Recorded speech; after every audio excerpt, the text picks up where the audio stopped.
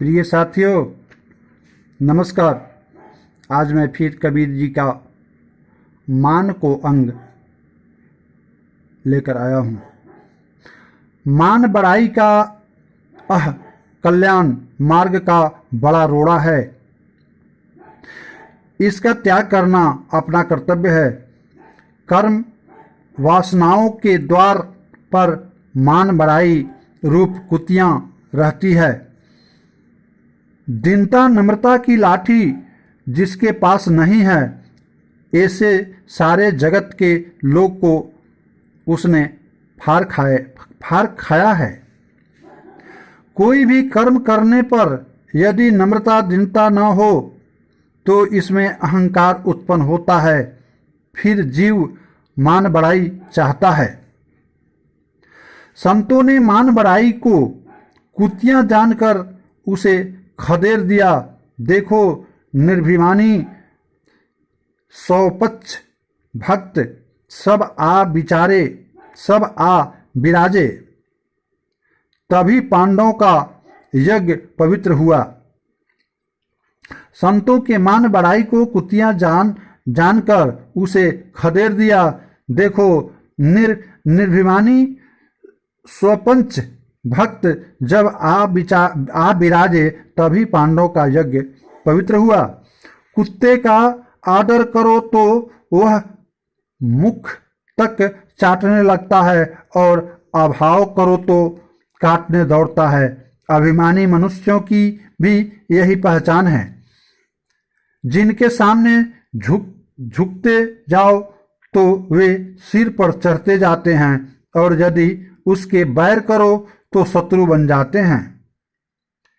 ऐसे लोग से प्रेम बैर दोनों ठीक नहीं है, अपितु उदासीनता ठीक है।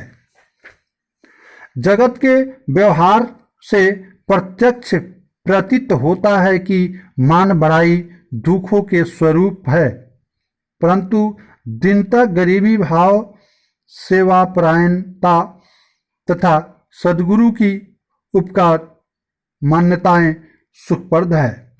कबीर साहब कहते हैं कि जब दूसरे के मान देने से मन हर्षित हो और अपमान देने से शोकित हो, तब समझ लो मैं माया के आसक्त हूँ। अधिक धन और स्त्री की आसक्ति त्यागना सरल है, परंतु मान बढ़ाई और ईर्ष्या इनका त्याग कठिन है।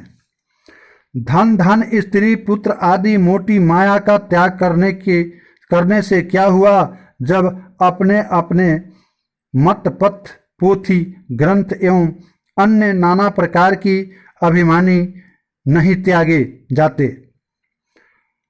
अभिमान में पड़कर ही बड़े बड़े ऋषि मुनि भी गल गए। यह अभिमान ही सबको खाता है। हे मनुष्यों, अपने हृदय से मान बढ़ाई इन दो बुरी बातों को सर्वथा त्याग दो। इनमें फंसकर अच्छा मोक्ष या मूल मानवता को मत नष्ट करो। बड़ी बड़ाई ऊंट की ही है।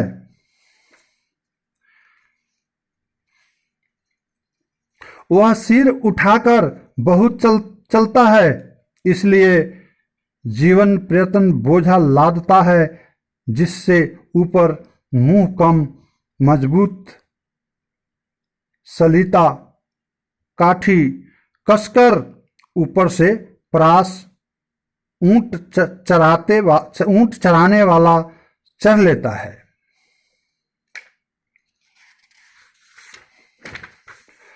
कबीरदास जी कहते हैं, अपनी मान बढ़ाई न करे और अपने लिए बढ़ बढ़कर बातें न बोले।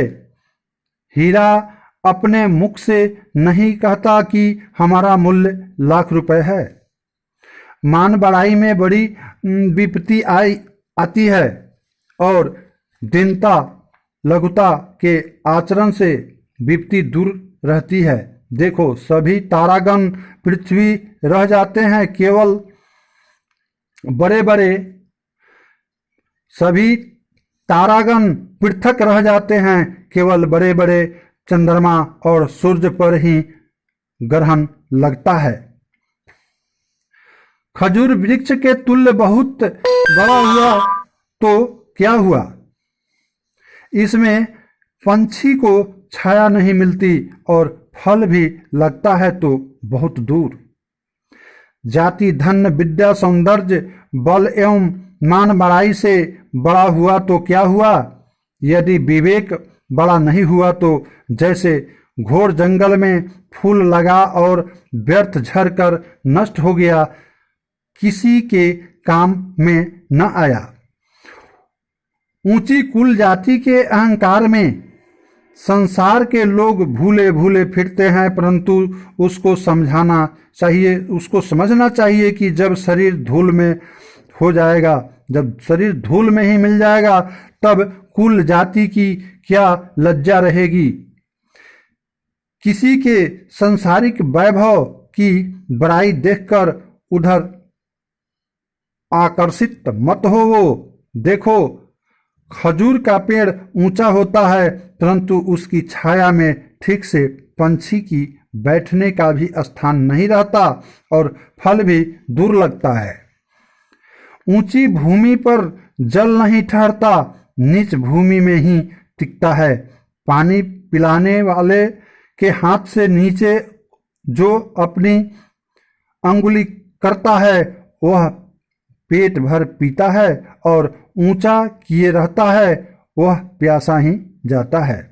बड़ी बुद्धि वाले अपनी बड़ाई नहीं करते, छोटी बुद्धि वाले ही अभिमान में बहुत इठलाते घूमते हैं।